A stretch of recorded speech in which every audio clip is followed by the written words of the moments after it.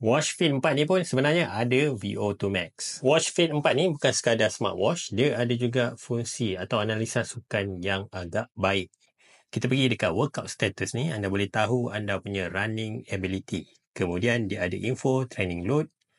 Kemudian ada info training index. Seterusnya ada recovery info. Kemudian ada VO2 Max. Yang ni orang selalu sembang lah. Geng-geng runner dia akan tanya, VO2 Max kau berapa? Jam ni ada. Jadi anda boleh tunjuk anda punya VO2 Max dekat kawan-kawan.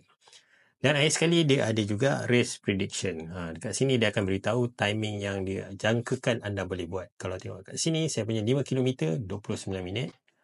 10 km bukan sub 1. Half marathon bukan sub 2.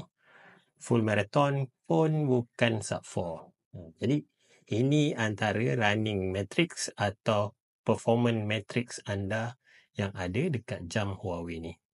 So, kalau nak beli macam biasa, ada dekat beg di bawah.